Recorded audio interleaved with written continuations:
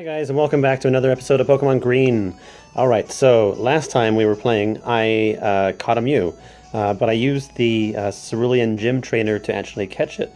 So this time, I figured out what I did wrong, and we're actually going to try to do the Youngster Trainer again to get the second Mew.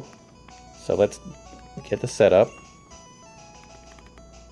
And I actually put, this is Mew, he's actually in my party now.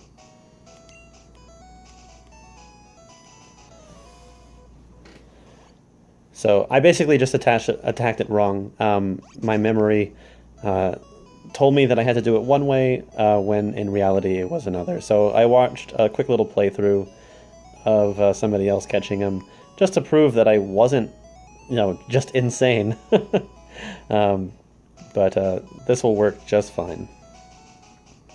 And after we catch this one, then we will basically start by beating the Cerulean Gym, because I've definitely got Pokemon more than powerful enough to beat that. So you don't want to walk up to the trainer.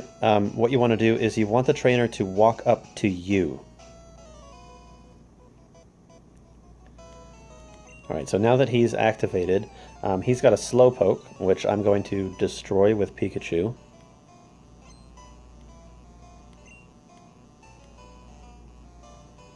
I like Slowpoke. Actually, Slowpoke looks really good in this one. Like, it's still not like the perfect sprite, but I think that Slowpoke looks perfect. Kind of looks like he has a little mouth it looks like he has like a person hiding inside his mouth. Like, it's not just a Slowpoke, but it's a person in a Slowpoke costume. Awesome, and another level for Pikachu.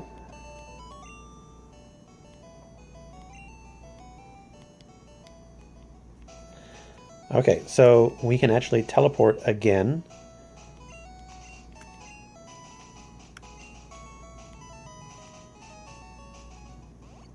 I realized that I did this without even saving. So let's go back.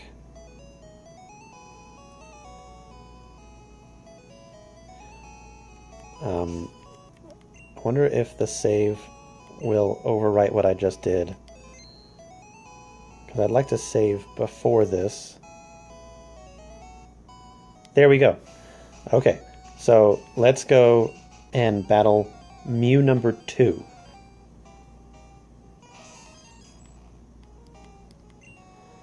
And we're actually going to start this battle by paralyzing him. So I think it's... Okay, so that's Thunder Shock. This is Quick Attack. This should be Thunder Wave. And that'll be helpful because any Pokemon with a status effect is instantly easier to catch. So we're going to bring out Rattata again just to weaken him. Again, he's only level 7, so it's not too much of an issue. My Rattata's only like 3 levels higher. Let's actually do a quick attack just because it'll do a little bit more damage. Because Mew actually looks like he's going to be getting rid of Rattata here pretty soon. Alright, let's do a tackle. Okay, I think that's the sweet spot. And let's try one more. Well, no. Let's try a Pokeball. No more attacks.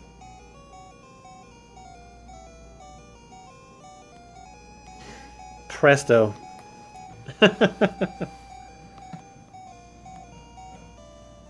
Alright, there we go. So now we've got 2 brand new Mews, and one will live forever in Purgatory inside that Pokemon box. Oh, one thing that I forgot to mention in a previous video is that I think in the first video I told you that I was basically trying to see if the Pokemon like Red, Blue, and Green from the Japanese region would actually trade with Red, Blue, and Yellow in the American region. And I found out that you cannot. It kind of sucks, but honestly it doesn't make too much impact on what I'm actually trying to do, so It just sucks that I can't trade Pokemon between different regions. I kind of wish that they'd added that, but I could almost understand why. And I do kind of wonder if it's just because these are, like, this is Pokemon Green, and I tried trading with Pokemon Yellow, and even though Green is in the Pokemon series, it was not part of the Americas, so I'm wondering if it just doesn't have the capability of transferring data between the two of those. So it kind of sucks, but maybe one of these days I'll actually play through Red or Blue and see if they'll trade. You know, I gotta say, Goldeen actually looks pretty good in this one too. One thing that I'm noticing in the sprite work for the original games is that they definitely put a lot more emphasis on shading in certain places. Like the back sprites, they remain almost exactly the same as Red and Blue do, but the front sprites are definitely very different depending on what Pokemon you're looking at.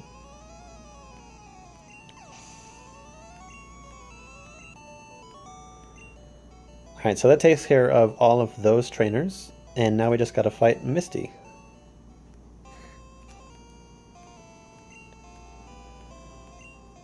Alright, so in the last episode I was also talking about Pokemon Sun and Moon and the updates that they released through E3.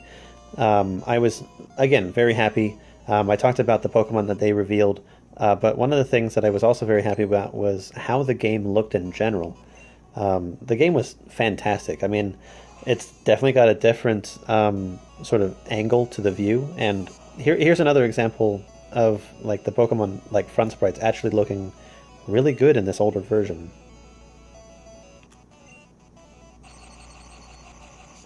But yeah, the game, it definitely had like a different feel, like dropping the camera angle and then increasing the size of the characters actually really helped in making it look more realistic.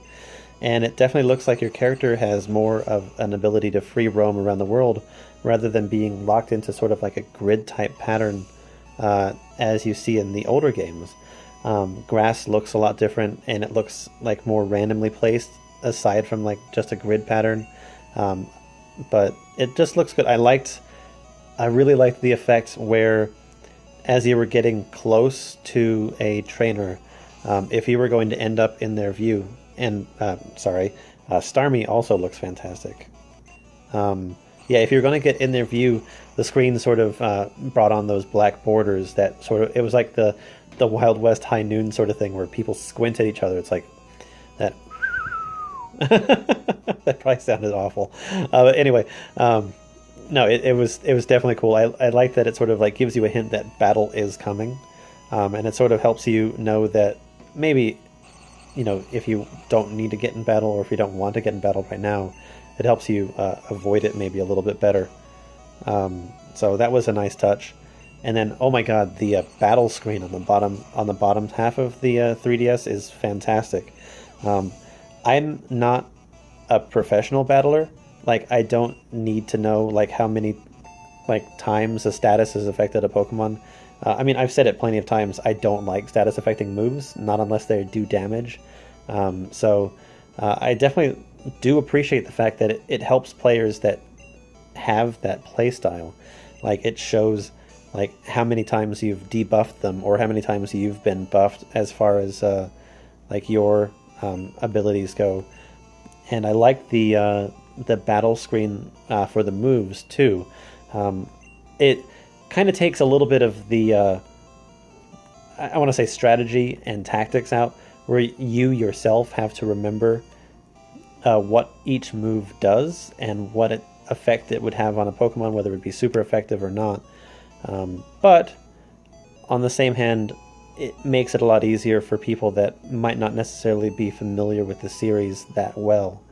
And with the introduction of like fairy type, I mean, obviously there are still some people that are, you know, familiar to Pokemon that might not be familiar with the way that they interact with other Pokemon. So having that little hint where when you fight one Pokemon one time, and then after that you sort of have an idea of what moves are super effective against it, and it's actually quite nice. One thing that I'm hoping for, and I don't remember if they talked about it, is I'm hoping that after you I would like it to be after you caught the Pokemon.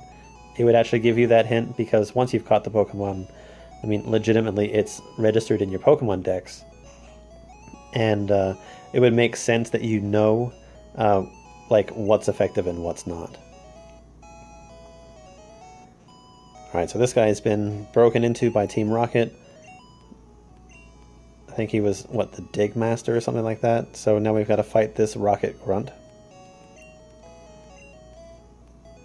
But yeah, the battle screen was fantastic. I also like the fact that there's no more circles on the bottom of your characters. Like, you're actually fighting in a location rather than what seems to be like a generated area that your Pokemon just happen to be battling in.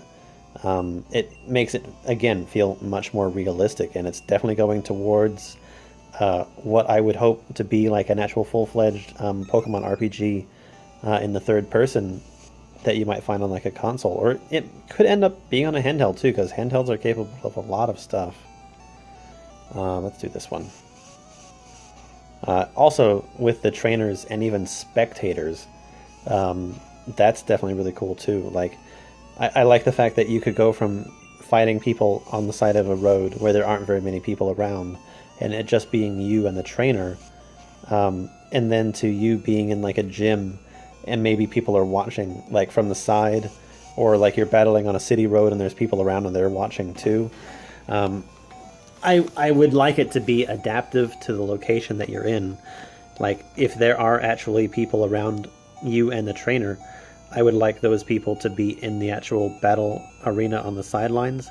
But my thought is that they could be more scripted than anything else. But we won't. Oh, Hypno, he looks, or Drowsy looks really close to what he should, but he's really dark. This is where that shading that they've been doing doesn't really help very much. I mean, the bottom half of it is fine, but the top half, he looks a bit odd. But he's definitely not the worst that we've seen so far. What's that? Is that Nightshade?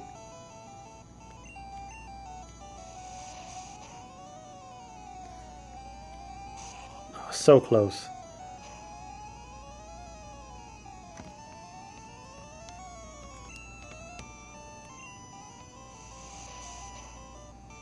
Yeah, no, the trainer battles are definitely going to be a lot more, I want to say, like, involved. Like, it's going to be a lot more immersive, and I'm very excited for that.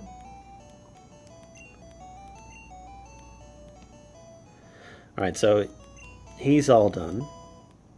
He gives me Dig, and then he runs away like a little pansy. Alright, so let's go talk to the Dig guy. Basically, he says that he doesn't really care anymore, and he lets me keep Dig.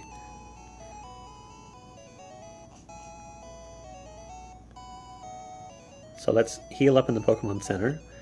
And I'm going to call it quits for this episode. I feel like we actually have made a bit of progress. We caught a Mew, we beat a gym, and then we thwarted